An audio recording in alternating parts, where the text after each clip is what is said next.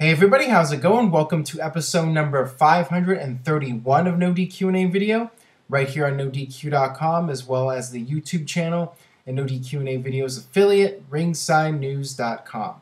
This will be a special extended edition of NoDQ&A video. Got your questions from spring.me/Aaron Rift. So let's get started with the first one today from Dave 451985. How high is the ceiling for Dean Ambrose? Could you see him as champion down the line? A lot of people have been asking me about Dean Ambrose, how far he'll go in WWE. Will he be a top star? Will he ever be the top star? There's certainly a lot of people out there that think that he has the most potential of the three Shield members. He has the most talent, and he could be the number one guy if WWE gave him the opportunity. And that's what it might come down to. It might come down to Dean Ambrose having an opportunity. And sometimes you just don't know what's going to happen. Perfect example would be the injury to Roman Reigns. Roman Reigns got hurt unexpectedly, and he's out of action now. And Dean Ambrose has stepped in. He's the guy that's in the right place at the right time. And now he's the number 2 babyface in WWE. So this is a big opportunity for him to shine. And you never know. Just one hot angle, one hot storyline, something he says, anything could put him over the top, could light him on fire and make him the hottest act in WWE. It's really difficult to say what's going to happen, but with Dean Ambrose, the guy is certainly talented enough, and if he keeps at it and WWE keeps giving him the opportunity, he will certainly shine. He will absolutely be a top guy in WWE, and I think the odds are strong that one day he will be WWE champion. This one comes from WWE Fan 5. Hey Aaron, what do you think of tornado tag team matches, and do you think WWE should do more of them? I definitely love to see more. I agree with you. I think that it's a nice change of pace from your usual traditional tag team match with rules. I think that with tornado tag teams, if the stipulation is correct and under the right circumstances, those matches can be very entertaining to watch. And some of the best matches in wrestling history were these tag team matches that were under the hardcore tornado tag rules where you don't have to tag in and out and just everybody's fighting. Sometimes it can be a train wreck and hard to follow, but sometimes you can have a classic encounter under these circumstances. Perfect example, the Spring Stampede 94 match with Cactus Jack and Max Payne against the Nasty Boys. That was just the 4 guys brawling all over the place, and it was one of the most entertaining wrestling matches that WCW ever produced. So I would love to see more tornado tag team matches, not constantly, but maybe throwing in more matches every now and then would definitely shake things up and add to the product. This one comes from Alexander WWE. Hey Aaron, do you see the Shield fighting each other anytime? Maybe even last 3 guys in the Rumble match. Love the show. Please answer in video. I actually like that idea for the Rumble to have the 3 Shield members as the last 3 guys. I think that would be a nice way to book that match. I really feel WWE should do a triple threat match with the Shield members at some point, and I think the sooner the better. I think once Roman Reigns comes back, they should really consider doing that match. Maybe WWE is going to hold off on it until after WrestleMania and maybe have the 3 of them fight for the WWE title. That's a possibility. Or you could even have the 3 of them fight sooner, maybe at Elimination Chamber in a 3-way. Maybe you could have a disputed finish at the Royal Rumble and then have the 3 of them face off with the winner getting the WrestleMania title shot. There's a lot of different ways WWE could book it. But if it was my call, I would do that match as soon as possible. Just because, you know, they already broke up, and I think that you still have that heat there from the breakup, and the more time that goes, the cooler it gets. So I really feel that they should do it sooner than later. This one comes from the Dark 1-1, the Dark O-N-E and the number 1. Hey Aaron, please answer in video. 2 questions. Do you see The Rock coming back to face Lesnar? And if not, fight Lesnar. Do you think The Rock will return to wrestle? If so, when? I think The Rock will probably wrestle in WWE again if I had to bet on it. I think it just depends on the right opponent. I think that The Rock would come back to face Brock Lesnar because that was a match that they were originally going to do after the Rock versus John Cena match. This was a match that they were going to have for WrestleMania 30, but because of the Rock's injury, that didn't happen. I could see The Rock coming back to face Lesnar, but there's not a whole lot of guys out there that I think The Rock would come back and invest his limited time in to wrestle. There's just not that many people. I'm trying to think of guys on the WWE roster. Maybe Roman Reigns if he got big enough of a superstar. I could see The Rock coming in to face him. The Rock's going to want to come back and be in the absolute biggest match possible. You know, he's always looking to break records. So he's only going to go in there with the very biggest star possible. So if it's not Brock Lesnar, it just depends on if the right guy comes along that becomes a really big superstar and The Rock sees money in that, he would come back under those circumstances.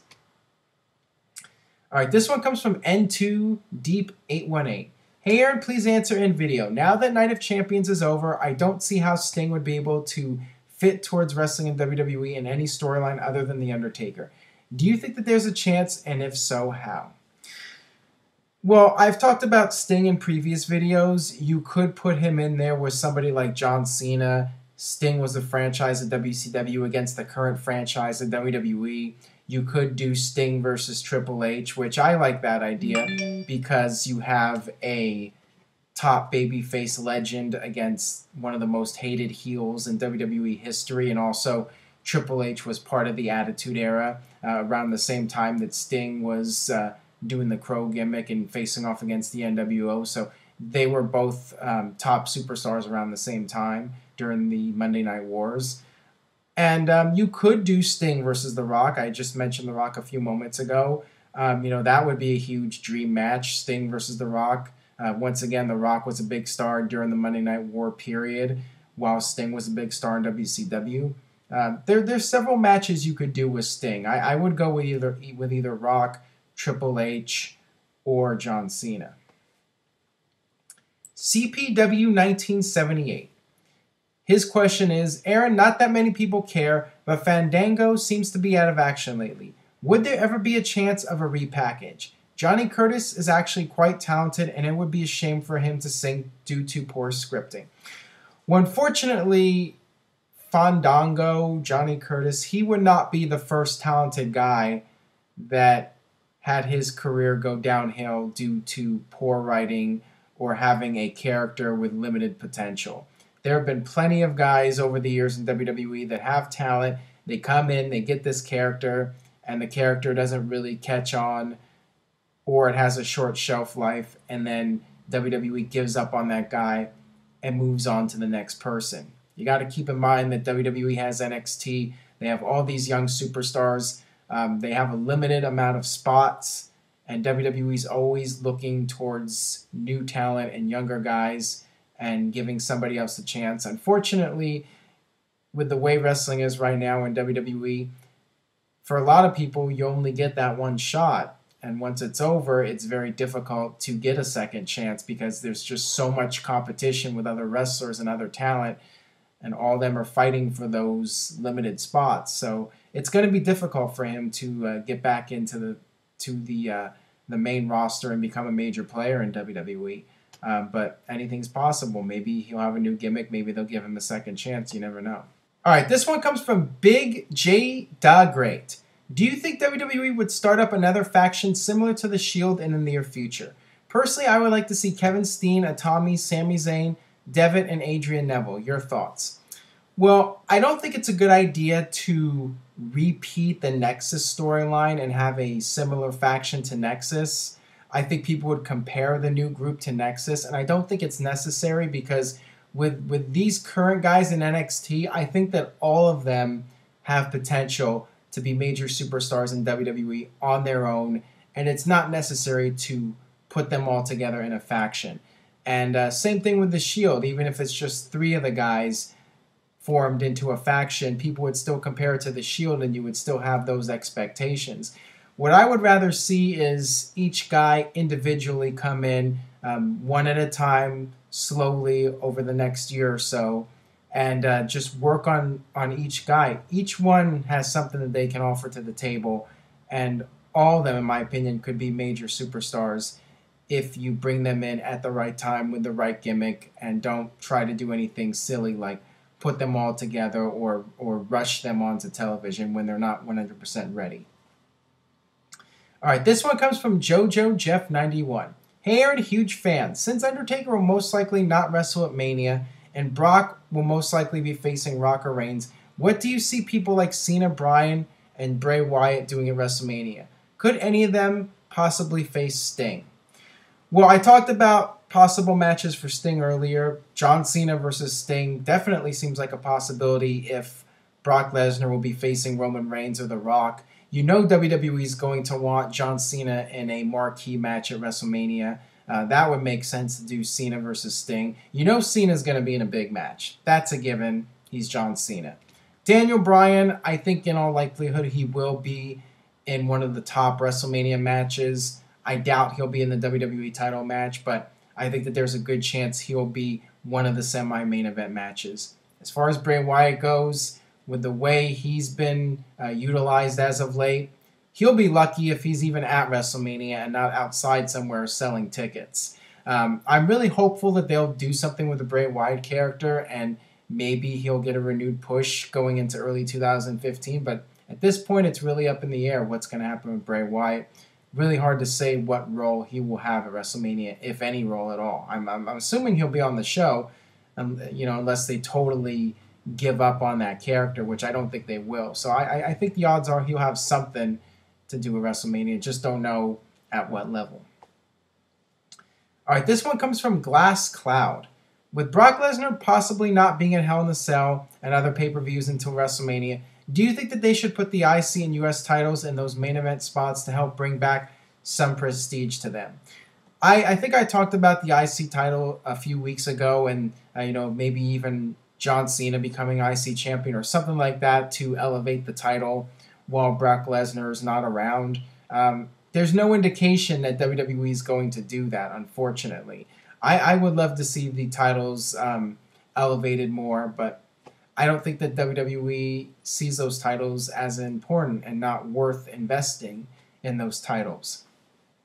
I think their attitude is, with John Cena in one of the major matches, that's all they need. They don't need to have John Cena as the IC title. There's no reason to do that. They feel that, let the mid-carders just fight for those titles, and, people only care about the main event.